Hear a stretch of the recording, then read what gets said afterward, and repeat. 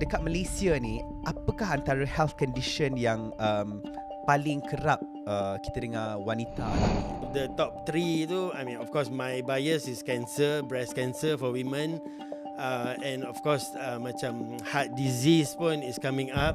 Sekarang ni dah banyak tahun dah, not just amongst the men yang smokers ke apa ke, women pun dapat juga. And also there are other macam cancers yang berkaitan dengan sakit puan and lifestyle related lah. That every year Pink October celebration, pergi Pink October run, this and that, World Cancer Day run, tapi tak translate to action.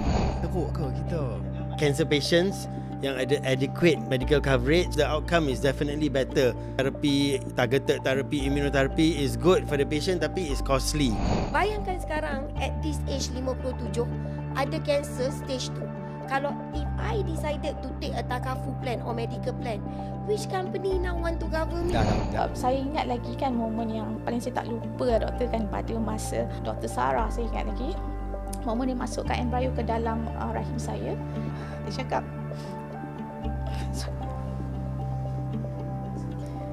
cakap ini saja ikhtiar saya sebagai doktor, sebagai manusia. Selebihnya puan, kita serah kepada Allah. Apapun hasilnya selepas ni, saya redha. Saya nak tanya pasal IVF pun saya takut sebenarnya. Saya kena minta izin Puan Suhaila sebelum kita roll tadi. That everything is beautiful even in illness itself, because it opens up your heart. Start now, start small. I cannot re-emphasize how important that you need to have that medical plan. Ketahuilah setiap wanita, you bukannya lemah, bukanlah you yang bersalah, ataupun bukanlah you yang serba tak cukup. You are enough. Walau apa pun cabarannya, selagi you berjuang, you menang sebenarnya. So, doesn't mean that you kena give birth to be a mother.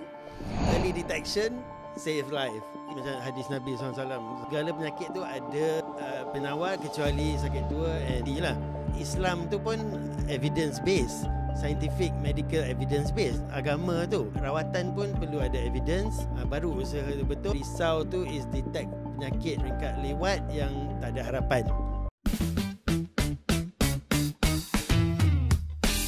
Assalamualaikum semua, selamat kembali menonton podcast Aperture by Bank Muamalat bersama dengan saya Kianu Azman. Macam biasalah tagline kita, kehidupan lebih baik bersama. Sebab dalam podcast ni kita nak bincangkan tentang macam-macam, bukan sahaja tentang pengurusan kewangan tapi juga tentang kesihatan. Sebab apa?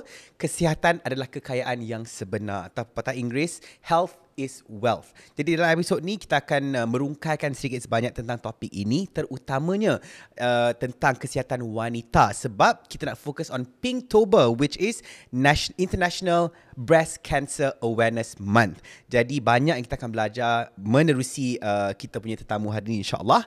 Dan yang pertamanya, kita bersama dengan seorang cukup istimewa. Kita bersama dengan Senior Consultant Clinical and Radiation Oncologist, KPJ Damansara Specialist Hospital and Research Professor of KPJ Healthcare University, Associate Professor Dr. Aminuddin Rahman Muhammad Maidin. Assalamualaikum Doktor, apa khabar? Waalaikumsalam warahmatullahi wabarakatuh. Sihat Doktor? Baik, Alhamdulillah. Busy man, thank you for making time for us dekat sini di Bank Muamalat. Very welcome. Thank you for inviting. Terima kasih. Ini memang topik doktor yang memang close to my heart lah. Yeah. Cannot wait to hear apa yang doktor akan kongsikan dengan kita orang semua, insyaAllah kejap lagi ya. InsyaAllah. Dan seterusnya, ini bukan kali pertama beliau masuk podcast ni, dah 2 kali. Hari tu beliau masuk dalam episod tentang gold investment, terus dapat lebih 200,000 tontonan. Terus kita invite dia sekali lagi sebab dia lah superstar kita, Dr. Sarimah, Head of Retail Investment and Wealth Bank Muamalat. Assalamualaikum Dr. Sarimah. Waalaikumsalam, orang kampung. Kita ketemu kembali. Orang Penang. Ya, orang Penang. Apa khabar? Sihat dok? Sihat. Ada sakit sikit tapi Alhamdulillah boleh bekerja lagi. Alhamdulillah. Kalau anda semua nak tahu, sebenarnya Dr. Sarimah was diagnosed with breast cancer back in April 2025. Yes. 2 bulan lepas kita orang shoot episod tentang gold investment hari tu kan. Yeah. Tapi tetap kuat dan bangkit dengan macam-macam kisah inspirasi untuk kami semua hari ini, insyaAllah. InsyaAllah kita akan kongsi. Amin. Dan seterusnya yang pakai baju pink yang paling striking dekat sini. Kita semua pakai baju basic colours, tapi tiba-tiba Puan Suhaila kita pula pakai baju pink macam ni. Assalamualaikum Puan Suhaila, apa khabar? Alhamdulillah, baiklah. Puan Suhaila pula merupakan seorang patient IVF, pernah menjalani treatment IVF sejak tahun 2017 ya Puan Suhaila. Jadi nak kongsikan pengalaman you, your emotional struggles dan sebagainya melalui IVF sebelum ini. Jadi mungkin kalau anda pun pernah melalui IVF ataupun mungkin ada terfikir untuk menjalani rawatan IVF juga, this is a good episode for all of you to learn from this lah. Baik, kita mulakan terus dengan panel kita yang pertama. Kita mulakan dengan Dr. Sarimah terlebih dahulu lah. Tadi kan saya ada mention yang doktor didiagnose dengan breast cancer pada bulan 4 hari itu kan. Ya. Mungkin boleh kongsikan apa yang membuatkan doktor terdetik untuk buat macam medical check-up ke atau untuk check sama ada cancer ataupun tidak. Talk about medical check-up. Yeah. I actually sama macam woman yang lain. I prioritize more on family, career, department, bank. So I postpone medical check-up. I did not do. So how I find out? Yeah. I memang until today I would say because Allah. Suddenly I got that particular pain. Then of course bila dah painful in certain part, especially dekat breast. So the next thing to do is you pergi do check-up. So bila I pergi check up masa tu, I was in a shock in a while because the doctor told me we could have detected this earlier kalau you have done medical check up. Not to say that I cannot do medical check up. Actually as the head of department and at my age, my bank memang bagi I buat every year. Tapi inilah kita perempuan kan, suka postpone, busy. Tapi last medical check-up bila was it? Tahun lepas? No, last medical check up like I couldn't even remember. Dah years lama back. tak buat. Years back. So I'm guilty of that. Tapi I would consider Allah sayangkan I. By the time I detected this time, it was still stage 2. So untuk doktor dia kata still not too late. Alhamdulillah. So inilah maybe rahmat kerja Islamic Bank kan. Ya. Ya, berkatnya kan. Berkatnya. Alhamdulillah. Dan sebenarnya lepas ni kita akan kongsikan journey Dr. Sarimah sendiri melalui macam-macam jenis treatment, tapi semuanya dipermudahkan. And I cannot wait to hear all about it daripada you, Dr. Sarimah. Macam Puan Suhaila sendiri pula, adakah Puan Suhaila pun selalu buat medical check-up setiap tahun ataupun sama kes dengan Dr. Sarimah? Tangguh. Rasa macam nak kena buat ke tak payah buat? Mak saya selalu tangguh ni. Guilty. Ya, sama. I think kita punya mindset sebagai orang yang sibuk ni, kita rasa macam benda tu boleh kita lambatkan sedikit sebab ada banyak benda yang kita nak buat dulu. Tapi saya dah insaf. Ya. Oh, dah insaf. Saya dah insaf. Saya sekarang ni buat medical check-up seperti mana yang selalu diingatkan oleh HR lah. Bila email tu, saya terus buat the appointment. That's good. Ada reminder kat situ kan. Sebab kalau tak kita rasa macam tak penting. Macam mungkin tahun depan lah. But then at the end of the day, health is wealth. And it waits for nothing sebenarnya. Lagi-lagi kalau kita didiagnose with something, better treat it early kan. Like in your case kan, Dr. Sarimah. Okay, Dr. Aminuddin pula. Dekat Malaysia ni, apakah antara health condition yang paling kerap kita dengar wanita alami? Yang top 3 mungkin diseases that women are always diagnosed with di Malaysia. Ya, okay. Very good question lah. So macam Dr. Sarimah dengan Puan Suhaila, cakap tadi, dari segi nak buat medical check-up tu, kita macam postpone. Bukan setakat orang yang kerja office, tapi orang kerja kat hospital pun. Doctors, nurses yang jaga pesakit tapi diri sendiri sama ada merokok ke ataupun gaya hidup sihat yang tak sihat apa semua. And then one thing that saya nak tekankan, of course saya punya bias towards cancer lah. Dan of course this relates to other penyakit juga. Kita bila cakap pasal penyakit ke apa ke, bukan setakat prevention is better than cure, tapi early detection saves lives, especially for breast cancer, especially for cancer lain, and even can apply to other penyakit-penyakit lain juga. Macam penyakit jantung, banyak kes-kes kita dengar suddenly athlete ke apa ke drop dead cycling apa semua kan. So lelaki ataupun wanita lah. So the thing is kita nak merubah persepsi dan tabiat rakyat Malaysia tentang kesihatan, kena go for medical check-up. And bukan setakat medical check-up yang senang macam blood test, urine test, tapi for cancer dia kena buat certain macam test, macam kalau breast cancer mammogram, kalau colon cancer colonoscopy apa semua. So it's quite scary. Sekarang ni bukan setakat breast cancer, colon cancer kita tengok ramai yang muda-mudi, lelaki wanita 30s 40s getting very aggressive colon cancer. You know, so you need to do some screening tests untuk detect early so that kita boleh go for cure and treatment apa semua, yang effective treatment. So bukan setakat awareness. Yang Pink October tu International Breast Cancer Awareness. Tiap-tiap tahun kita buat. Tetapi still kita tengok kes-kes stage 3, stage 4. Dr. Sarimah lelaki lah, stage 1, stage 2. Yeah. Tapi banyak kes stage 3, stage 4. Saya tengok even yang muda-muda 40 plus go for alternative therapy. Lepas tu after a few months terbaring, datang ke hospital, terbaring, cancer dah spread all over apa semua. So one thing is the screening, lagi satu this going for alternative therapy yang I'm sure we have a lot of time to discuss benda ni.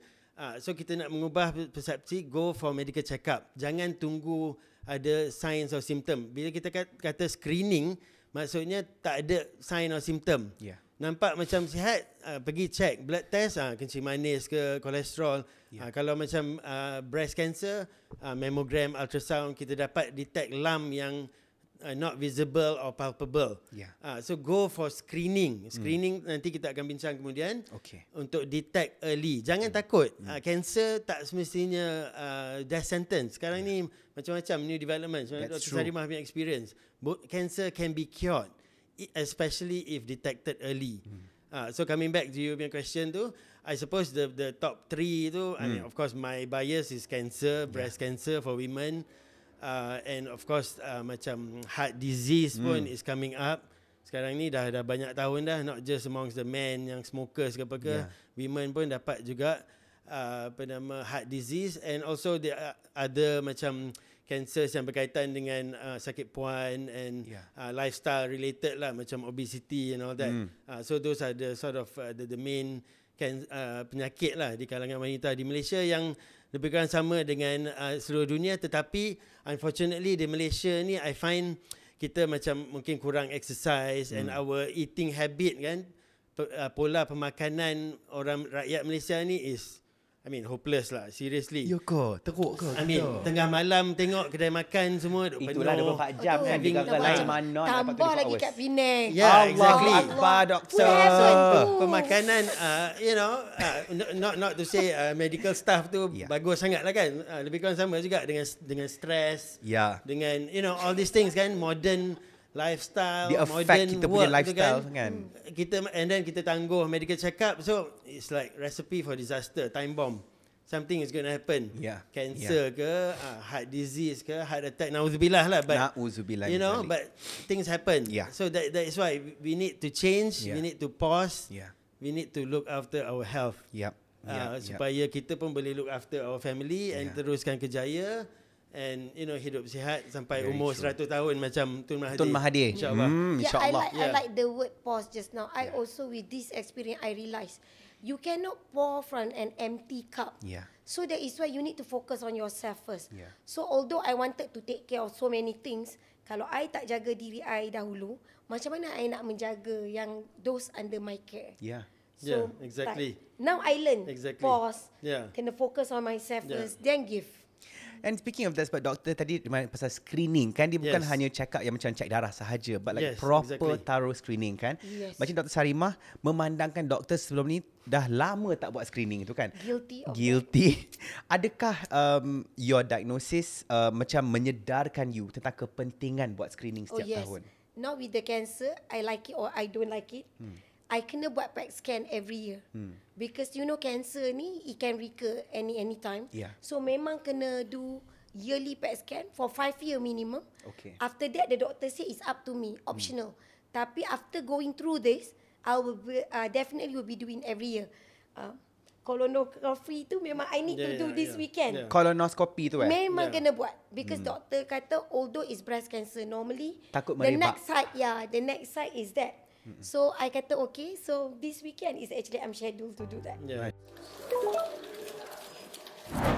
Pretty, time to say. Say to win, say to win. InsyaAllah. So I like Dr. Sarimah punya attitude lah, yang walaupun hit by the cancer tapi still get up and then macam Michael Douglas kena cancer larynx. Dia cakap cancer will not bring me to my feet, but will bring me up to stand on my feet, kind of thing. Cancer will not bring me down to my knees, but I will stand up on my feet to face cancer, something like that. I love that. So that kind of attitude is good, and the positive attitude, inshallah, will bring about positive outcome, recovery and good as well, results, inshallah. And I find that a lot of my patients pun bila dah kena cancer baru nak sedar, baru nak buat medical check up, but it's okay. I mean, it's not too late. You know, don't worry, it's not too late, lifestyle, slow down, less stress, cut down on smoking, and you know, like those who consume alcohol, try to cut down apa semua. But it's still not too late. But we want even better, kita go for screening. So we'll talk about that later in short while. What is the recommended screening? Sebab a lot of people macam buat blood test, cancer marker, semua normal. Next month dapat stage 4 cancer. You know, so there's a lot of dia dah detect dah. There's a lot of misconception about blood test juga. Cancer screening tu kita tak guna blood test except for prostate cancer for men above 50. Itu saja. Yang macam breast cancer, colon cancer, dia ada specific test yang perlu buat, yang kita akan bincang. So that is why awareness alone is not enough. Kena translate pada action. Execution tu kan. Ada artikel baru ni website Code Blue cakap awareness rakyat Malaysia pasal kesihatan tu dah is very dah. high. Tapi action tu you know, setakat kita aware je. Tu yang masa aware. Okay, breast cancer and all that every year Pink October. You know, celebration, pergi Pink October run, this and that, World Cancer Day run, tapi tak translate to action, and then postpone, and then of course, like I said, like this issue of cancer and you know close to my heart, the breast cancer tu macam breast health tu, macam di kalangan rakyat Malaysia, wanita di Malaysia tu dia kurang perhatian. Dia fikir pasal yalah penyakit jantung, obesity, you know, jaga badan apa semua. Tetapi breast health tu dia terlupa sikit. Kecuali masa mengandung, masa breastfeeding apa semua, after that dia terlupa pasal the breast. And unfortunately breast cancer is the number 1 cancer di Malaysia, paling common memang di Malaysia. Number 1, Yes, almost 1/3 cancer di kalangan wanita ialah breast cancer. Di Malaysia, di seluruh dunia, the incidence is increasing. Di kalangan wanita muda pun is increasing. Ni bukanlah nak takutkan, but facts just lah, kan? Facts.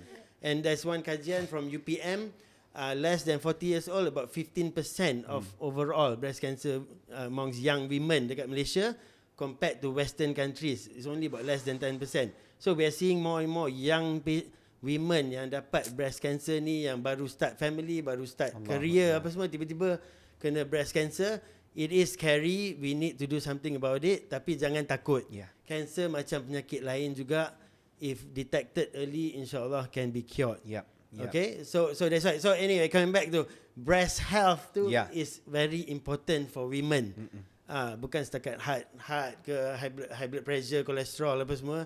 Gaya hidup sihat, What obesity. does it mean by menjaga breast health tu? Like how do they ensure? Okay, so breast for health? breast health, specifically for breast cancer, is start umur 20 ke atas, you need to do breast self examination, monthly breast self examination. Okay. Yeah, on your own. And by the way, even men pun boleh dapat breast cancer. I heard. Walaupun less than 1%. But anyway, so start umur 20 ke atas, monthly breast self examination. Macam mana nak buat tu? Just go Google, boleh check in front ada of step by step. Dia ada step by step dia, you know, all the parts of the breast, lepas tu armpit, ketiak. Check sendiri. Yes, sendiri. Breast self examination. Okay. If you don't know, Google, you know, all the information is there monthly. Okay, any abnormality pergi jumpa doktor. Kalau ideally should be like Dr. Sarimah jumpa breast surgeon. So kena tahu juga kalau ada masalah tu nak jumpa doktor mana. Jangan doktor biasa, lepas tu doktor biasa cakap GP yang ni tak ada apa-apa, bagi antibiotik apa semua. You go for second opinion. Kalau breast lump tu 1 month or above still tak settle, get a second opinion, jumpa breast surgeon, breast health, breast problem, breast surgeon. Bukannya doktor lain, specialist for breast health yang boleh investigate. Okay, so any abnormalities pergi jumpa the doctor, the appropriate doctor. Okay, so monthly breast self examination. 20 ke atas. you hit 40 and above, Mammogram. screening, kena buat test. Walaupun it's a little bit uncomfortable, X-ray of the Dia breast. sakit sikit kalau dia tekan macam tu kan. Sakit sikit. Sakit banyak. Banyak. Okay, Mammogram sakit banyak, but okay, but there is okay. I would say I'm not a radiologist. Yang tu bidang radiology lah, Okay. X-ray. I'm oncologist. Okay. Tapi siapa yang tak nak apa semua, we have alternative ultrasound, breast ultrasound, lebih kurang juga. Walaupun for population punya screening tu mammogram lah, sebab ultrasound tu macam nak kena guna gel I and all see. that, you know. Okay. So for population breast cancer screening, which unfortunately Malaysia tak ada, you have in developed countries apa semua, which makes a difference. You can detect early with breast mammogram. Okay. Screening maksudnya tak ada breast lump. Sekarang ni kat Malaysia ada breast lump, buat ultrasound mammogram. No, we need to go before that. Once a year? 40 to 75 every 2 to 3 years. Every 2 to 3 years. Breast mammogram, Okay. plus minus ultrasound. Tengok accessibility, affordability apa semua.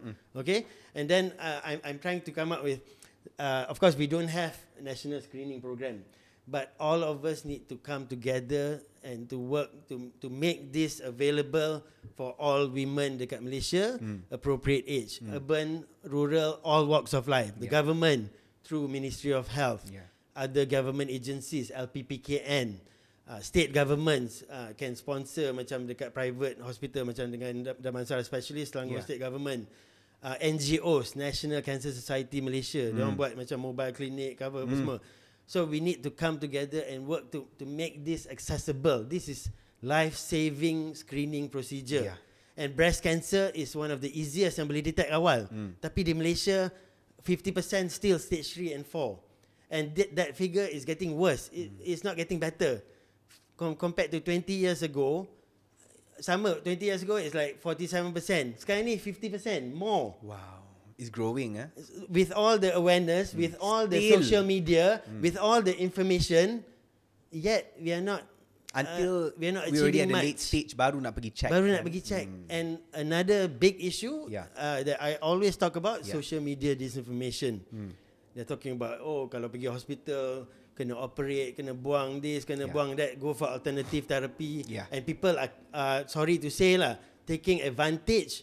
Cancer banyak, so dia orang pun nak share of the market juga. And sorry to say, some doctors pun duk promoting this alternative therapies. Not just for cancer, for diabetes, tak payah makan ubat apa semua. So I wouldn't want to mention any names, but you know, people might know. Social media disinformation, maklumat salah dari segi media sosial yang divert people. In fact, there's a study daripada HKL, 1/3 pesakit kanser hilang follow up after diagnosis, going for alternative therapy.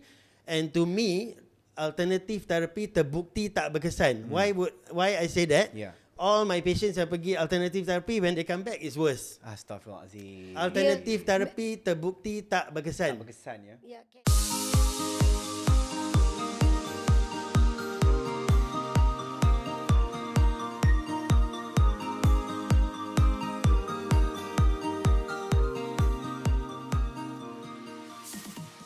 I add to that, like just now the doctor did mention like alternative treatment, but I was told when I did the PET scan, luckily the first thing when you dah detect, they will do ultrasound. When it's a bit suspicious, then mammogram. Then biopsy so that they can be sure that benda tu memang cancerous, malignant atau benign. So when that is a certain, dia nak kena tengok how far it has spread. So that when PET scan come in. PET scan ni is okay to me compared to MRI. I okay dengan PET scan. So from there, dia memang bubuk radiotherapy, radiostop or something like that with glucose, so that cancer cells ni memang attracted to sugar. Dia suka, so dia akan bergelut dengan sel yang lain, dia akan absorb. So kalau dekat situ cancerous, bila dia tunjuk from the result of the PET scan tu nampak bercahaya. So my alhamdulillah bercahaya kat situ je. Kalau seandainya masa tu dia bercahaya banyak tempat, then already banyak spread. tempat nak kena treat Already lah kan. spread. But even with that, the doctor memang dia orang pakar, they said they will put a dye. Dia akan tengok dari situ whether I punya dari tempat cancer lump tu, whether dia punya laluan biasa tu pergi dekat berapa lymph node. Kalau dari situ pergi kat 5 lymph node, when they remove the lump, they will remove all the 5 lymph node. Mine luckily bila buat the dye tu 2 lymph node. So the lymph node was also removed. So after that, with medical, dia orang hantar the whole thing to a lab again. Kat situ walaupun the doctor did say it's gonna be about stage 2, Dr. Zarimah, but still we kena hantar to lab. The whole thing when they did, then they tengok the structure, how the molecule of the cell spread, then only they orang diagnose is confirmed stage 2. Banyak steps dia Banyak sebenarnya untuk step. dia bagi And tahu. I was told masa tu, jangan think satu cancer ni dengan orang lain cancer, you pergi treatment tu sama. Because I have a friend yang sama belajar kat US, dia pun another hospital was doing it, but her cancer, breast cancer totally different from mine. Mine is estrogen positive. Stage 2. Dia punya bukan estrogen positive. Oh, dia banyak jenis Dia ya. banyak jenis. Jangan pakai satu je. Macam like you said, Google ke tanya chat GPT, this is what you need to do. No, the doctor, the oncologist will tell you, yours is like this, they will draw, show you, and they give you option. The good part is like I was told, you first kena remove the lump. Then they will remove bigger than the cancerous site. Then the lymph node. After that, she told me, you have an option radiotherapy, external, datang 30 kali after that. 10 to 20 minutes each time. Or there is a technology intra-radiotherapy. Maknanya dia masa I masih dalam operation theatre, they will administer already the intra-radiotherapy. Together, terus radioaktif tu put terus. So that is direct to the site. Kill lah whatever yang ada. Adakah chemo salah satu option yang diberi? Yes. Diberi she juga did. option tu. When the oncology explained to me, she showed kalau radiotherapy, this many percentage of, like for me, to live for another 10 years, kalau without cancer, this percentage. With cancer, this percentage. But with radiotherapy, it improved by 4.7%. I kata okay. If you take chemo kita pun tahu kan, dia hit the whole badan, the whole good and bad cell. Betul. Improve by 1.7%. I kata okay, I can do without chemo because to me, kematian tu tak akan lambat atau cepat walau sesaat.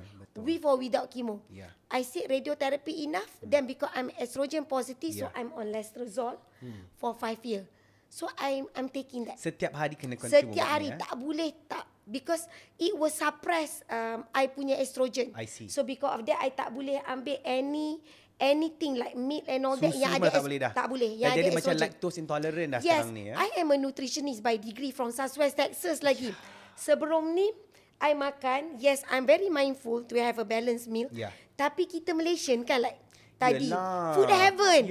Tapi Allah bagi I ni supaya I boleh gunalah JPA punya scholarship, my nutritionist To punya look after background. your meals and Yes, all I that look even after more. my meal and I managed to lose 6 kg already. Wow. So banyak people kata you look better.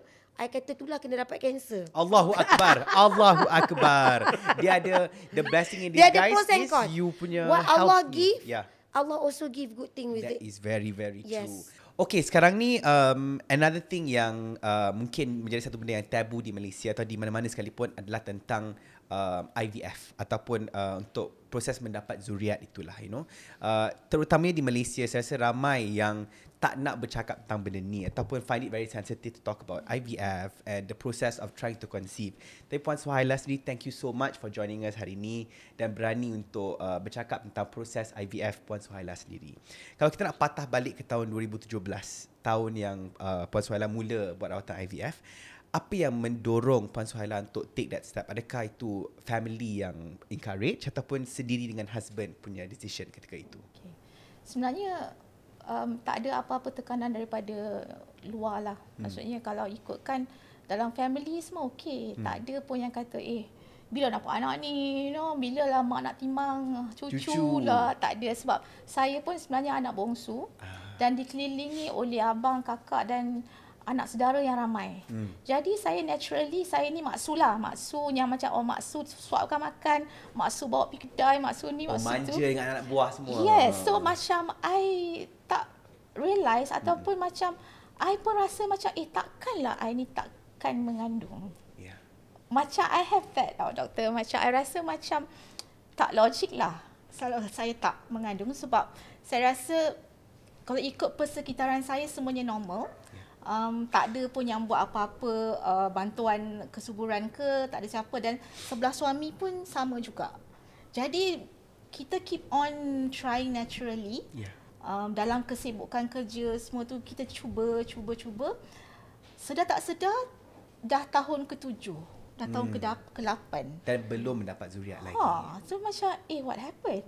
And masa berlalu pantas, kita tak sedar yang macam it's just that kita dah 7 tahun kahwin Macam tu bila kita anniversary kan macam Masa berlalu punya cepat ya. Ya, dan kita pun tak ada pressure antara kita berdua lah. Maksudnya macam kita husband kata macam kita kena try ke apa, tak ada. Tapi naturally pada tahun ke-8 tu kami berdua decide yang jomlah kita jumpa doktor. That was the push lah. Sendiri. Dia bukan sendiri. family pressure dan sebagainya. Tak ada pasangan sesuatu. Dan you all pun sepanjang 7 tahun berkahwin sebelum IVF tu. Yes. 7 tahun kan. Memang sebelum tu tak pernah ada perbualan tentang nak buat IVF. Memang before that tak ada. Of course kita sedar dalam social media bercakap macam ada banyak bantuan. Ya. Banyak macam alternatif lah. Kalau bukan jumpa doktor, kita kan ada kadang-kadang orang macam bagi kontak urut kat sana. Kan macam jumpa ustaz ni, Yeah. you know. Alternatif. Yang doktor sangat against. Bukan untuk kanser saja. Semua. Especially tentang fertility and all that pun I'm sure banyak juga. Okay. Jadi orang bagi doa, orang pergi Mekah, kita sampai kita bagilah kita punya doa panjang-panjang, semua kita pun pergi umrah. And all those ikhtiar kita buat lah. Bukan kita tak buat apa-apa lah dalam sebelum sampai ke usaha ke IVF tu. Tapi sebelum IVF sebenarnya kami buat IUI dulu. IUI, boleh explain IUI tu apa sebenarnya? Okay, dia adalah yang disyorkan oleh doktor lah pada masa itulah. Dia kata, Su, Harun, kalau tengok kes you ni, tak payahlah buat IVF dulu. Dia kata, buat dulu IUI. Tengok, ada rezeki dengan IUI, tak payah nak spend banyak untuk IVF. Oh, jadi IUI lagi murah daripada IVF? Okay. Ya, mungkin dah 10 kali ganda lagi murah. So IVF mahal ya. I was told it's very expensive kan. Jadi buat IUI dulu. Kami buat IUI, kami buat 2 pusingan. Okay. Dan gagal lah. Okay. IUI ni beza dia adalah kita minta bantuan medical untuk masukkan sperma ke dalam rahim. Okay. Okay, jadi, tapi persenyawaan tak berlaku di luar, tapi berlaku di dalam. Okay. Okay, berbeza dengan IVF, dia keluarkan, ambil sperma dan cantumkan dengan telur. Okay, senyawa di luar, ada kemudian ambil embrio yang dah disenyawakan tu, yang paling sihat, yang paling berkualiti, bantu masukkan ke dalam rahim. Itu beza dia. I see. Jadi kita punya success rate ataupun peluang yang lebih cerah tu of course lah IVF. Sebab dah disenyawakan, dah tahu, dah nampak dah embrio tu. Macam tu. Tapi IVF pun jauh lebih mahal macam Puan Suhaila sebutkan tadi kan. Ramai mungkin yang nak buat IVF tapi kena fikir 2-3 kali sebab kosnya. Sebab kosnya sangat mahal kan. Kalau Puan Suhaila boleh kongsikan roughly berapa you spend for IVF itself? Actually, itulah tadi. Kita tak cakap, kita tak. Oh, ya tak ya. Okay. Tak apa. On average Dia kita kan differ kan antara hospital yes, and that's true. treatment. That's true. Tapi on average I baca dalam 20,000 would be among the cheapest. 25,000 it starts seperti itu. So ramai yang mungkin tak mampu untuk menjalani rawatan IVF kan. Pernah tak you were a bit stressed out sebab cost IVF tu itself, ataupun you tak ada terganggu dengan kos IVF tu? Of course, pada masa tu bila doktor dah cadangkan IUI, and then kata the next step will be IVF. Selepas kita dah gagal buat 2 pusingan IUI, kita terus tersentak lah sebab kita memang tak terfikir yang sebab kita, ya macam saya cakap awal tadi lah, saya tak sangka yang saya tak boleh mengandung secara natural. Jadi tiada orang kata persediaan untuk wang yang sebanyak tu. Okay. Jadi kami tangguhkan dulu sehingga kami dapat kumpul dana yang mencukupi dan juga emosi kami pun at the right moment lah, orang kata. Emosi pun satu benda juga yang kita kena bincangkan sebenarnya kan, sebab saya rasa proses tu itself bila menjalani rawatan IVF tu macam-macam that you go through emotionally, secara mental juga kan. Lepas ni kita touch on emotional dan physical dan mental aspect of IVF. Kita kembali ke Dr. Sarimah sekarang ni pula. Okay, Dr. Sarimah. Dr. Sarimah ada sebut tadi buat what is the name of that treatment? PET scan. Di mana? Intra-radiotherapy. Intra-radiotherapy. Okay. When you were going through that process kan, doktor juga merupakan bos besar dekat Bank Muamalat ni. Nak kena menjaga keluarga satu hal, menjaga staff-staff satu hal, department you lagi satu hal. Macam mana you balancekan you punya emotions dan sebagainya ketika proses itu, doktor? Okay. Like I said yang pertama tadi, accept. You accept that you're in this condition. Kedua, then this is where like it's a shock that Allah lah push me to make me think like it's time for me to trust my team more. So delegation memang part of leadership. Yeah. But selagi kita ada kat situ, kita rasa we always bertanggungjawab want, kan? kita bertanggungjawab. So I learn to let go more. Okay. And I have a very supportive team. Yang they come in, they say no need to worry, doctor. And Alhamdulillah, I'm with Bank Muamalat. My bosses, top bosses, even President, CEO, tell me just focus on my recovery. Yeah. In fact, they told me kalau I dah balik kerja pun, if ever you feel sick, just go back. Masya Allah. So I think this is very important untuk kita wanita. We shouldn't have to choose Yeah. between healing and career. It should come in together. Yeah. Because tak ada siapa yang minta nak sakit. Tapi Yeah. bila sakit, this is all the support that we require. Yeah. And then, of course, when it come to delegating work, you need the support macam tadi you pun from the family. Yeah. Itu dari segi kerja, my staff come in. Yeah. Dekat rumah, because you are sick, low immunity kan lepas Yeah. you treatment. So you need the support from your family. So I was grateful.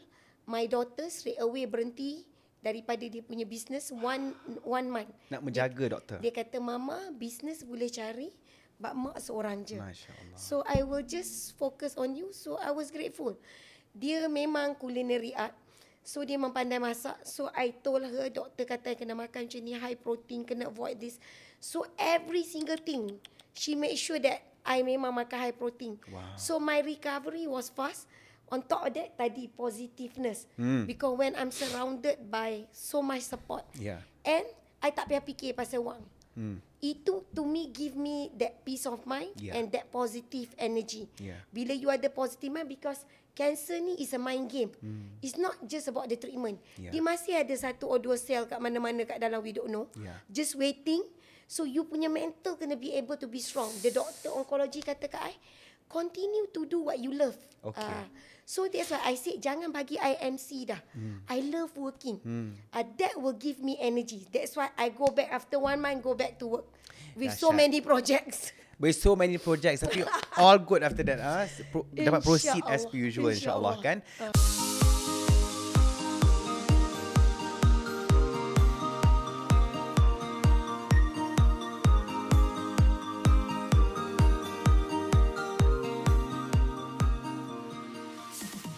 Macam Dr. Aminuddin sendiri, not everyone is as positive as Dr. Sarimah. Setengah orang, especially bila dapat a big news with a health scare macam breast cancer, stress, takut dan sebagainya kan. Adakah stress boleh melambatkan recovery process untuk breast cancer ataupun any kind of cancer, Dr. Yeah, I mean, very good question. And Dr. Sarimah punya experience is a very good example yang menunjukkan if we detect the cancer early, we give proper treatment, modern cancer treatment, not the ones yang promoted dekat social media and so forth. Cure the cancer, insyaAllah. The women or the patients can go back to the family and society to function. Because kita tengok macam sekarang ni, even the young women pun, wanita muda pun dapat cancer juga, breast cancer, colon cancer. So this is not just penyakit seorang individu sahaja. Dia akan affect keluarga, finances. Of course, Dr. Sarimah is very lucky lah. Finance, no issues in terms of finances and all that. You know, but not everyone has that kind of reason. So that is why kalau kita detect cancer too early, we can give proper treatment, cure. The cost is going to be less, and then the chance of survival is high kalau stage 1 or 2 compared to stage 3 or 4. Yeah. Sekarang ni kita boleh dapat detect stage 0. Oh, stage 0 pre-cancer, Pre-cancer. DCIS. Boleh nampak. Boleh dah dapat. Kalau kita buat screening mammogram, kalau countries yang buat screening mammogram national tu, macam Sweden dan sebagainya, banyak percentage dia stage 1 and 2 and even stage 0. Pre-cancer, 100% cure insyaAllah. Dengan surgery, dengan radiation alone. Tak perlu chemo, tak perlu resign. So treatment is less complicated, less costly, cure rate is high.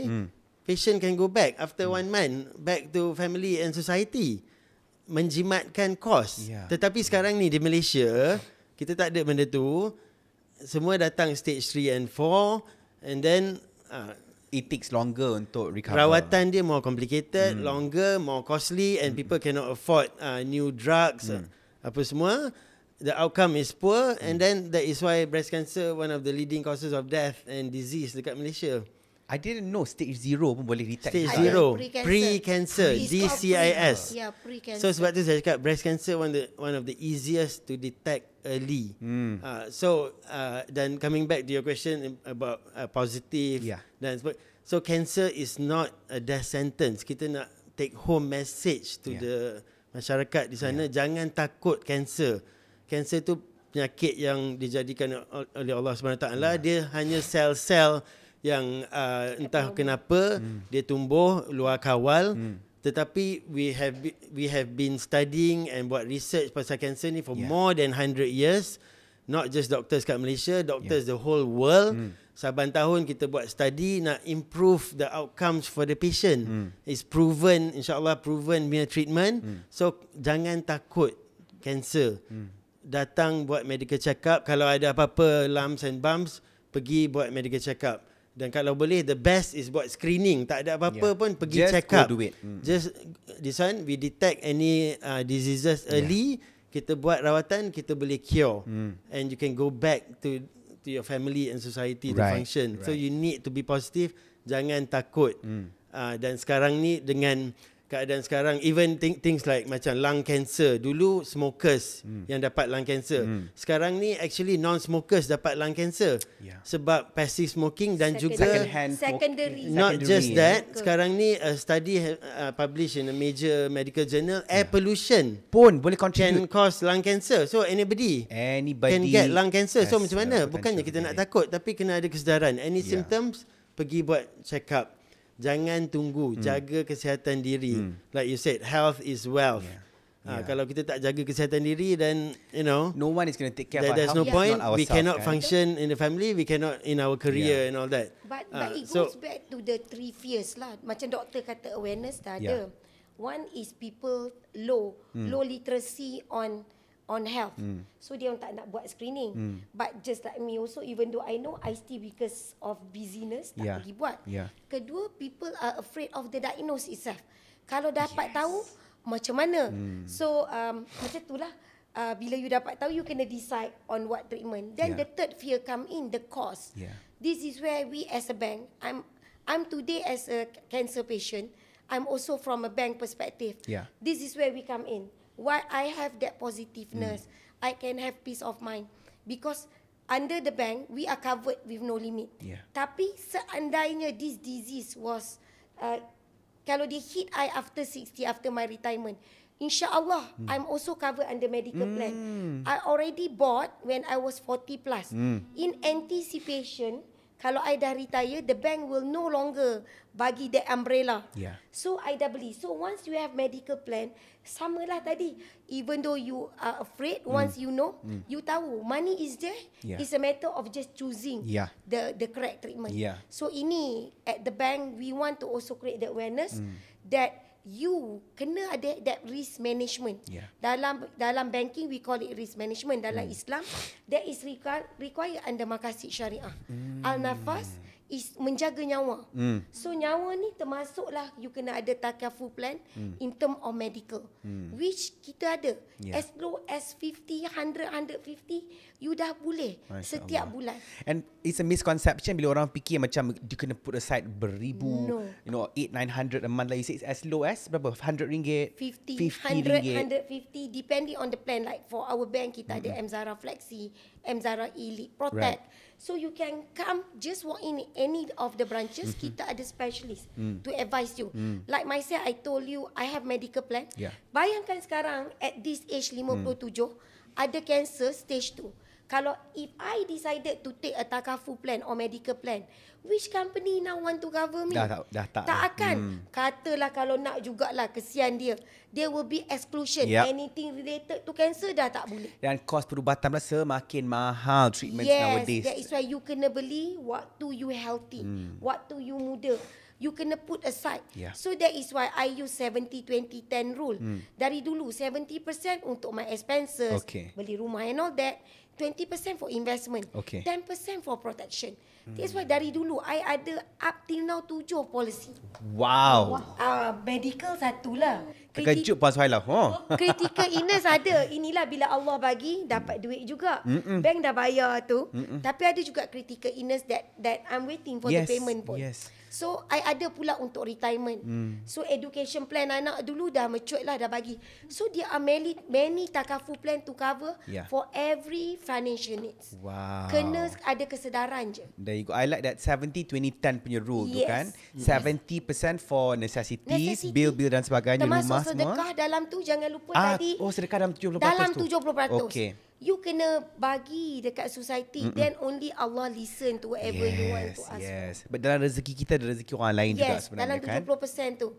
20 is for your investment, for your medium to long term yang I cakap goal in Yes, our first yes. episode. To grow the 10% money, is where I use the risk management. Okay. Protection. That is where sampai 7 policy. Yang good family takaful ni, there is no limit. Kalau you rasa you are worth 3 million, belilah 10 policy worth 3 million. Yeah, thank you very much for that reminder Dr. Sarimah. Yeah. 7 polisi bukan main lagi Dr. Sarimah. I satu je tahu. Exposure If to I can just add to that, yang Dr. Sarimah cakap, there's financial planning and all that. So there's a study from the US nak menunjukkan kalau siapa-siapa yang ada very cancer patients, yang ada adequate medical coverage, insurance and whatnot, and get very the best treatment apa semua, compared to the same cancer yang those who do not have insurance, the outcome is definitely better. For those who have adequate coverage, go for the best treatment apa semua. And I mean, we have to face the facts lah. Medical treatment costs and all that has gone up. Cancer treatment, even though there's lots of new developments, Dr. Sarimah cakap intraoperative radiation therapy, hormone therapy, targeted therapy, immunotherapy is good for the patient, tapi it's costly. So if you cannot afford, and then if it's not available at government hospitals, then the outcome is poorer compared to those who can afford. Of course, nyawa dan kesembuhan penyakit kuasa Allah SWT, tapi kita kena usaha. And if we have the access to all these new treatments, insyaAllah the outcome will be better compared to those who don't have access. Very true, doctor. Itu yang I always say even to my friends. Ajal tak akan cepat atau lambat sesaat. Tapi once you are hit by certainty, Allah nak menguji you. Kalau you tak ada all means to make sure macam maybe I'll not be able to work still pergi everywhere. In fact, I put in my bucket list semua pergi cepat. This year je I dah travel to 4 countries. Going again to Osaka insyaAllah in October. Masya Allah. So lagi you fast track lagi your bucket list, and you are able to do that because the doctor dah treat whatever is necessary, so that you tahu you ada, and you kena fast track apa you kena buat. Kita kena ikhtiar kan. Apa-apa yang kita kena juga usaha sendiri kan. Okey, macam Puan Su pula, kita kembali ke perbincangan tentang IVF pula. Macam saya sendiri, I've never really known proses IVF tu macam mana. Satu cycle IVF tu apa yang you kena lalui untuk habiskan satu cycle tu? Saya tak boleh cerita detail lah kot sebab panjang lah. Panjang. Tak ada masalah, sampai esok kita boleh dengar ni. Okey, tapi bila kita cakap pasal IVF ni, dia bukan melibatkan saya je tau sebenarnya. Sebenarnya kena bercerita dia kena dua orang sebenarnya. Pasangan dia, sekali. Dia mesti. Ya, sebab dari mana nak datangnya sperma tu kan. Jadi masing-masing sebenarnya berada dalam tekanan yang sama. Dia bukan hanya pada wanita. Selalunya fokus kepada wanita bila cakap pasal IVF. Tak subur ke apa, sebab you stress kerja, sebab you macam-macam lah, sebab you bela kucing lah, sebab pula ada macam tu juga. Ada. Ya Allah ya Tuhan. Sebab saya bela kucing pada masa tu lah, sampai sekarang lah kan. So macam-macam yang tapi banyak yang ditekankan kepada wanita. Tapi sebenarnya sama-sama. Sama-sama saja. Jadi proses tu bermula memang kita kena pergi screening lah.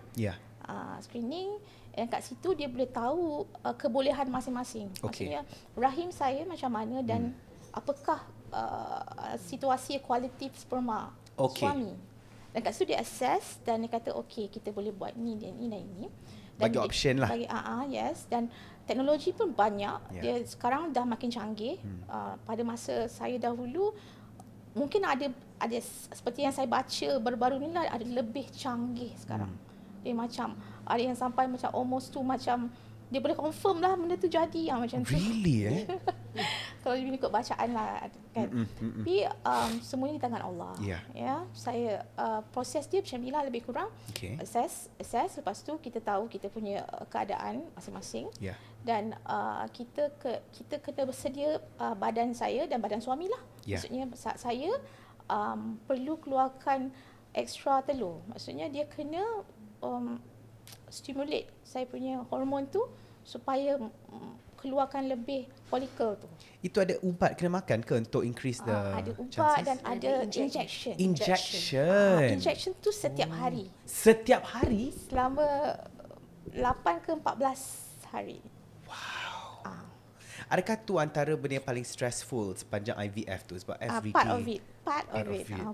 Bukan itu sahaja, tapi selalunya fokus orang akan kata kena cucuk tu memang betul. Cucuk tu sampai saya punya perut ni tak tahu husband saya macam nak cucuk kat mana dah, sebab dia dah buat sendiri? Ya. Dia ajar lah, of course dia just the first one tu doktor buat depan dan dia ajar lah husband kat mana bahagian mana nak cucuk cucuk macam mana kan. Dan sampai dia tak tahu sebab dah lebam semua. Ya Allah ya Tuhan. That's one struggle that orang tak nampak orang yang buat IVF ni lalui apa sebenarnya kan. So injection lepas tu next step. Lepas tu bila kita dah complete injection tu kita akan pergi check lah. Okey, banyak dia akan tengoklah telur tu banyak dan kita akan keluarkan telur tu. Okey, dan kita akan buat appointment pula untuk suami keluarkan sperma dia. Dan semua sperma tu akan disaring lah, ambil yang mana yang paling laju lah kan. Kan ataupun yang paling berkualiti. Kemudian dia akan senyawakan di luar. Dan bila dia senyawakan tu dia akan pilih pula yang mana yang cantuman yang paling hebat lah. Okey. Lepas tu kita kena tunggulah, maksudnya kita kat rumah kita tunggu, dia akan contact kita and bagi tahu update. Masa tu pun stres. Menunggu kan? Menunggu bukan sekadar menunggu, tapi menunggu dengan penuh harapan. Of course. Berapa lama tu nak tunggu dapat result tu? Dalam sebulan, the whole process lah 1.5 bulan macam tu lah. Daripada first step sampai dapat result tu dalam sebulan ya? 1.5 ke 2 bulan, sebab lepas tu kita nak tunggu sama ada menjadi ke tidak. Itu pun satu episod lain pula kan. Jadi bila kita pergi balik dan dia kata okey ada banyak ni, dan kita berbincang pula kita nak letak banyak mana ni. Katakan nak letak satu, nak letak semua sekali ke, sebab ada teknologi di mana kita boleh bekukan.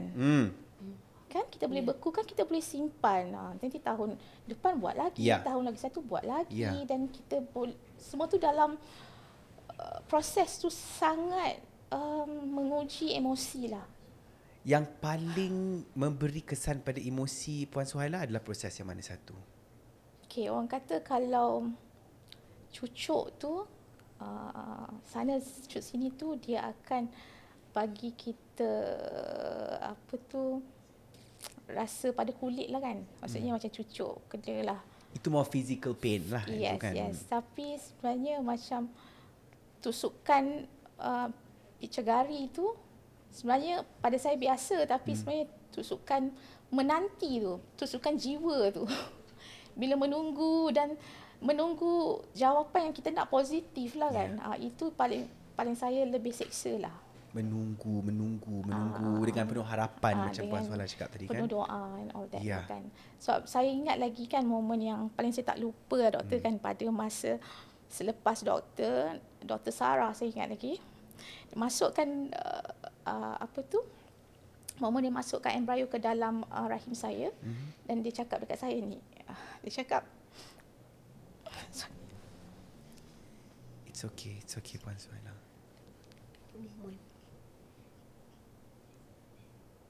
Take your time Puan Suhaila, it's okay. Dia cakap, ini saja ikhtiar saya sebagai doktor, sebagai manusia. Selebihnya, Puan, kita serah kepada Allah. Pada masa tu dia letak pada rahim saya lah. Dan pada masa tu saya ingat, saya pandang atas kan. Saya berdoa yang macam, apa pun hasilnya selepas ni, saya redha. Ini adalah ikhtiar saya yang maksimum lah. Yang saya boleh buat.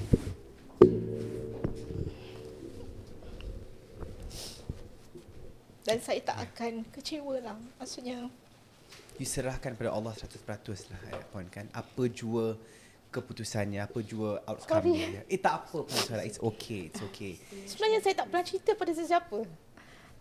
Secara umum.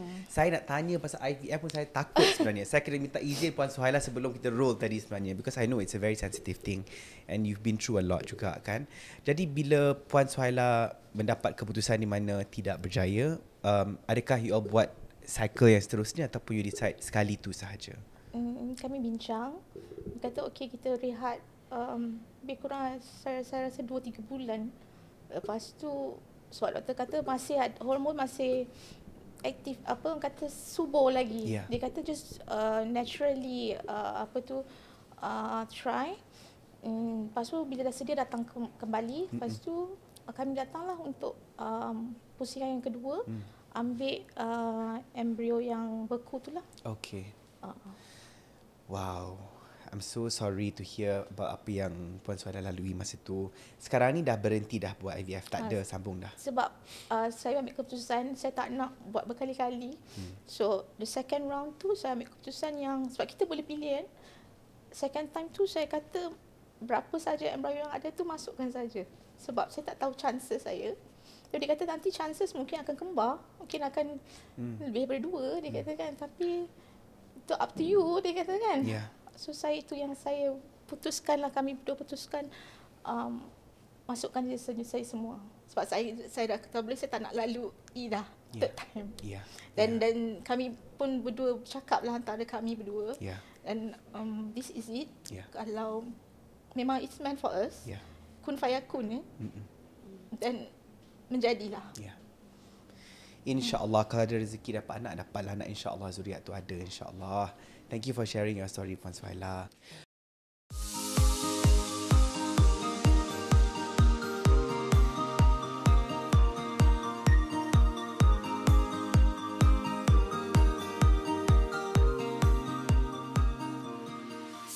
Okay, baik.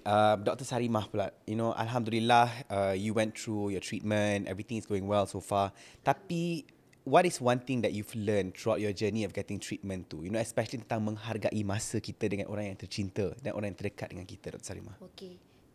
Talking back about what I've learned.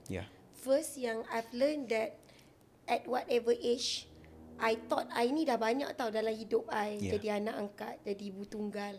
Lepas tu, I kena actually hysterectomy before this cancer. Lepas tu cucu I pun kena CP. Allah. So there a lot. So I thought like mungkin Allah kata that's it. Tapi now I know Allah kata no. You are put on earth to be tested and tested and tested. Then Alhamdulillah macam tadi I cakap, I get all the support. And I got to link back dengan all my loved one yang sekolah rendah, sekolah menengah, people yang buat MBA kat USM. People reach out to me sebab they got to know. And orang kata bila kita meninggal, kita nak tahu apa words yang orang cakap. Pasal kita. So kebanyakan yang I terima semua kata you are strong and you are kind. I bila tengok benda ni yang people cakap sekarang, so somehow it give me strength and give me motivation that I need with this to continue lagi apa yang I nak give back to the society, expedite my project, and insyaAllah I nak pergi early retirement kalau I dah completed all. I nak bagi balik to the society, not just ibu tunggal, orang yang ada sakit. And I want to value time yang Allah bagi dengan see more. That's why I'm travelling a lot now. Dulu terlalu busy building career. Then I dah pergi a few places, I tengok daripada gosh yang seganas-ganasnya. Remind me nanti akhir zaman nanti, bila kiamat. Then I tengok the most beautiful tasik yang air color biru ada, colorless ada, hijau ada. So I was trying to imagine, this is just a part of what have been told in heaven that we will experience. So benda ni membuka mata I kepada kejadian Allah, that everything is beautiful even in illness itself, because it opens up your heart to more people to share more what you have experienced. And going back to preparation, I memang kata with money, you have that positivity, and money doesn't mean that you are rich. I was not born with the silver spoon in You my are mouth. Self-made and preparation because exposure in banking. Choosing the correct company because in the bank 100% covered. But beyond that, because this cancer treatment dia ada banyak yang kita kena do every year. I'm glad tadi I dah ada financial planning done earlier in my life. So one thing I want to share to the rest, kalau you are age 20, 30, start now, start small. I cannot re-emphasize how important that you need to have that medical plan. You kena ada that risk management. Very, very true. Kalau you dah berumur macam I, it's still not too late. Change your lifestyle. Macam tadi doktor ada kata kalau lifestyle is not healthy, stop it. Kalau makanan not healthy, sampai dah nak pergi obese, stop it also. So kena change your lifestyle. Lepas tu start looking at plans yang mana you can still masuk at whatever age. Then last, whatever extra bonus you have, think to put untuk perubatan dan juga persaraan. So that is the best. And insyaAllah, I'm not from the rich family. Tapi with each challenges too, because I was backed by financial know-how. Alhamdulillah, because I joined banking in 1994. So yang those not in banking still boleh tap into our expertise. We are not trying to sell product. We are trying to help the community, especially myself. I gone through a lot. And Alhamdulillah, Allah bagi I this position. The product yang kita either develop ourselves or we get from our partner are actually with all the specific need to cater to the community from B40 all the way to T20. Sebab health security itu sangatlah penting ya. Yes, health is wealth tadi. Health is wealth. Dan jangan tunggu sampai kita dah usia lanjut baru kita nak dapat medical plan dan sebagainya. Like you said, as early as in your 20s tu, get it as soon as possible kan, Dr. Sarima. Okay, Dr. Aminuddin. Kalau kita nak tengok persamaan di antara kes Puan Suhaila dan juga Dr. Sarima, is really tentang pengharapan, harapan untuk kita pulih contohnya, atau harapan untuk mendapat zuriat for example kan. Jadi Dr. Aminuddin, I'm sure you've been through so many types of patients already. Ada patients yang mungkin they are very strong-willed dan they don't mind going through any type of treatment asalkan dia recover. Tapi mungkin ada juga mereka yang tak nak melalui ini because they feel like cancer is already a defeat, or having any disease is already a defeat, and most likely I will die, tanpa harapan itu.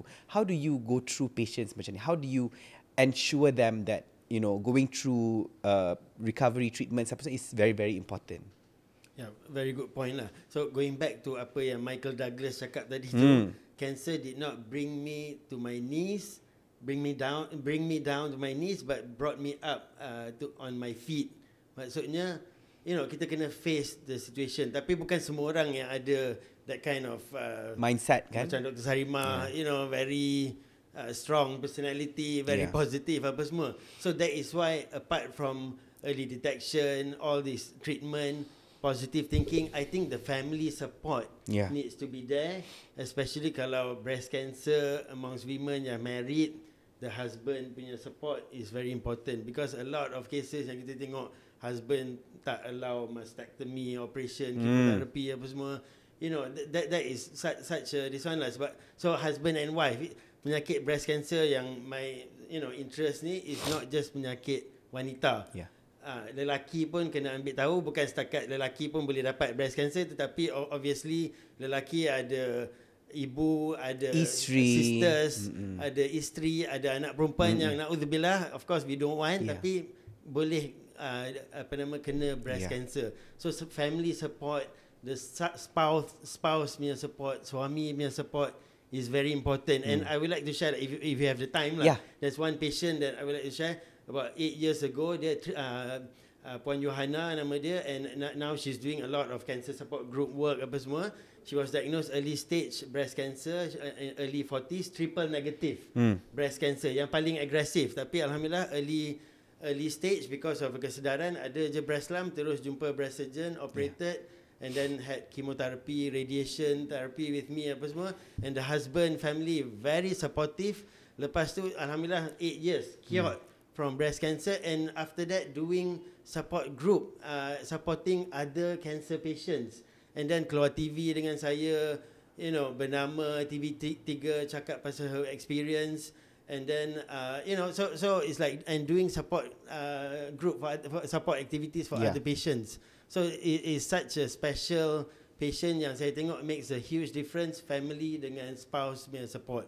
So apart from doa, apart from usaha kita early detection and positive thinking, the family support is very important, and obviously in terms of fertility issues pun that's something very similar and we can relate to.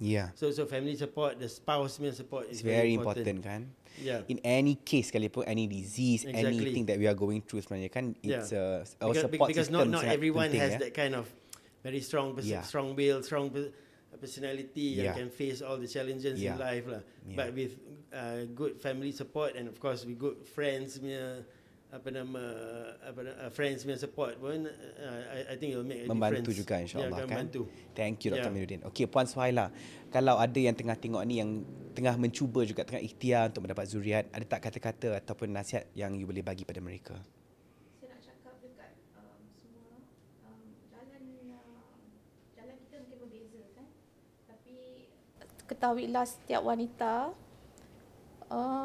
you bukannya lemah, you bukanlah you yang bersalah, ataupun bukanlah you yang serba tak cukup. You are enough, you are enough. So walau apa pun cabarannya, selagi you berjuang, you menang sebenarnya. Selagi you berjuang lah, maksudnya you bangkit. Well, ada time yang you akan break down. Of course kita akan menangis sepuasnya kepada Allah, Kita bangun pagi tu kita just you and him. Tapi lepas tu kita bounce back. Macam mana semangat Dr. Sarimah ni, saya macam adore sangat. Lepas ni nak kenalan je. Inspiring kan? Lepas ni memang nak ambil WhatsApp nombor. Kita akan sertakan nombor Dr. Sarimah kat sini. Siapa-siapa nak WhatsApp, sila WhatsApp. Kisah inspirasi. Cakap depan-depan lah. Cakap tak boleh cakap no. Okay. So saya rasa itulah sebenarnya. Dan satu lagi saya nak ingatkan kepada wanita. Menjadi wanita ni sebenarnya bukan terletak pada kekuatan rahim you lah. Wanita adalah wanita. Maksudnya apa yang you boleh beri, apa yang you boleh manfaatkan kepada ramai orang, itulah you sebenarnya. Masya-Allah. Dan rezeki ni datang dalam macam-macam cara kan. Mungkin tak dapat zuriat, but Allah give you in different things. Alhamdulillah, Can I add of to course, that? Dr. Sarimah. I am adopted. I'm the only child to my beautiful arwah parents. Until today, I do wakaf for them in the hope that doa, I will meet them dekat akhirat. I find out, bila I dah 9 years old, I was adopted because tengok surat beranak I besar pada orang. Then ada adoption number. And I remember asking her, she told me, no, you are my daughter. So I pergi dekat tepi sungai Pinang. So I was thinking, I ni mak sendiri pun tak nak. I was thinking, should I kill myself? Tapi ada another voice telling me like, you patut belajar the best so that diorang macam rasa rugi tak jaga I. Alhamdulillah, I belajar. The only person yang pergi graduate dekat my whole kampung, pergi US pula tu under JPA scholarship. And both of them yang jaga I ni are illiterate, tak tahu membaca dan menulis. I find out way later. I datang dari family Kedah, yang family tu semua educated, but Allah letak I dekat family yang illiterate, tapi I still become someone. And until today, kalau I give whatever, it's because what they taught me. They may not give birth to me, but they give me the whole nurturing, kasih sayang. I tak pernah miss satu pun. So, doesn't mean that you kena give birth to be a mother. To me, even after in 1999 I become a widow, I pergi cari mak I, biological mom. I give duit kat dia semua, but I cannot call her mom. In my heart, until today, my mom is just that Rahimah B. Okay, so just want to share that with you. Masya Allah. These two are very, very strong women. You know, dua adalah pejuang. Seorang adalah cancer survivor. Lagi seorang pula berjuang untuk mendapat zuriat. Walaupun belum ada rezeki lagi, insya-Allah. Kalau ada rezeki tak dapat anak, it will be yours, insya-Allah kan. Apa yang meant to be ours will be ours. What's not meant to be ours, no matter what we do pun will not be ours kan. Kita kena berpegang pada tu kan. Kena redha dengan Allah Ta'ala. Thank you very much Dr. Amiruddin as well. Macam-macam yang dikongsikan hari ini. I have to bring my mum to see you as well for yearly screening bersama dengan Dr. Amiruddin. InsyaAllah. For the mammogram. Sebab my mum tu antara wanita yang macam takut sangat kalau didiagnose dengan something. But I keep telling her. Itulah fear number 2 tadi. Fear number 2. Tapi betul lah doktor, betul. Okay, lepas dah buat yang under screening anti-pekeso tu, lepas tu tak tidur malam lah seminggu tu. Tunggu Nak result. tengok kat apps tu, dia akan update kat apps. Semua tak awak tu, kenapa tak update lagi yang? Kenapa tak update lagi? Maybe there's something ke apa kan? So Fear bila of diagnosis. bila dah keluar result tu, ya Allah, syukur. Alhamdulillah. Sebab especially kat kanser marker tu doktor. If I could just ask one last question pada Dr. Amiruddin lah. Macam mana kita nak ubah mindset itu kalau orang yang takut pergi screening sebab takut dapat results yang negatif? Saya pun tak tahu jawapan dia untuk rakyat Malaysia ni yang you know just joking. Macam saya cakap tadi, early detection save life. Itu saja. Have to keep reminding ourselves benda tu lah ya. Because penyakit tu akan datang and kita kena fikir macam hadis Nabi SAW. Sallallahu alaihi wasallam. Boleh berbetulkan saya segala penyakit tu ada penawarnya. Penawar kecuali sakit tua and matilah. Okay? So penyakit tu akan datang tapi penawar tu pun ada. So kita buat screening tu nak detect awal so that kita boleh cure. And then the treatment pun is based on evidence. Kalau kita usaha pun kenalah evidence, bukannya anything simply alternative therapy yang not proven apa semua. Itu pun dari segi agama pun saya rasa salah. Kan? Kita Islam tu pun evidence based, scientific medical evidence based agama tu. So rawatan pun perlu ada evidence, baru usaha tu betul, then kita doa insya-Allah dapat the good outcome daripada Allah SWT. That's the proper way. So itu yang cara kita nak ubah mindset masyarakat. Jangan takut penyakit. Yang risau tu is detect penyakit peringkat lewat yang tak ada harapan. Yang tu yang kita kena risau. I think persepsi masyarakat Malaysia tu ialah kalau dapat detect penyakit tu rawatan je lah. Macam nak kena buat operation, nak kena buat chemotherapy, radiation. Instead of kalau tak merawat penyakit tu akan melarat, akan jadi serius juga. Dia punya consequences dia. So itu yang cuba nak mengubah tu, itu yang susah sangat tu. Itulah macam kita cakap, awareness tu dah ada kan. Awareness dah ada tapi action kurang, and dengan social media disinformation memang disaster dengan alternative medication lah apa exactly. semua kan. So kita cuba whatever that we can untuk mengubah tabiat rakyat Malaysia. Yes, I hope more and more people out there akan lebih bukan hanya aware tapi execute. You know, you have to go and do the action lah. You know, pergi screening setiap tahun. Awareness alone is not enough. Macam Puan cakap tadi, kena tahu macam mana nak buat screening, bukan blood test saja. Cancer marker sometimes is not recommended. Kecuali macam saya cakap, prostate cancer men above 50. Itu saja. Yang lain breast cancer, mammogram. Cancer cervix, cancer rahim, pap smear. So these two ni macam very close to the women punya health, tapi sebab faktor segan, busy and then malu and all that kan. So bukan setakat wanita di kawasan kampung rural area saja yang tak buat. kawasan bandar pun Ya. tak datang juga. Orang yang educated dan Ya. sebagainya pun tak buat juga Exactly. kadang-kadang kan. Educated pun tak buat. So macam lagi satu perasaan malu, segan ni semua we need to. Sekarang ni Malaysia tu dah nak jadi negara maju. Ya. So tak perlu malu yang yang tak berpatutan. Untuk menjaga kesihatan we have to do mammogram. Of course kalau nak pilih doktor perempuan ke nurse perempuan tak ada masalah. Ada alternatif. Sekarang ni tak ada sebab di Malaysia ni. So kita kena kurangkan perasaan malu tu untuk kesihatan, untuk kebaikan diri sendiri, jaga diri sendiri so that kita boleh jaga family. I love that. Dan teruskan kerjaya kita. Baik, Okay, ketepikan rasa malu tu demi kesihatan kita ya. Exactly, especially like breast health. Kanser rahim apa semua. Of course the men pun dengan smoking and all that kena tabiat-tabiat yang tak sihat tu kena kurangkan. So prevention is still important. Prevention is better than cure. Early detection and effective treatment save life. Thank you so much Dr. Tami, insyaAllah. Terima kasih Dr. Sarimah, terima kasih Puan Suhaila dan juga doktor. I think if there's one takeaway adalah like we've all been saying over and over again, health is wealth, and biasanya bila kita tengah sihat ni macam-macam yang kita nak. Bila kita sakit, kita hanya nak recover. You know, so before we get to that stage, please do screenings, yearly screenings, you know, always make sure that our health is always in check, dan jangan takut untuk kita pergi buat screening dan check up dan sebagainya, because if let's say you are diagnosed with anything, there is a cure, insyaAllah. Ikhtiar tu sangatlah penting. Terima kasih sekali lagi kepada semua analis kita hari ini.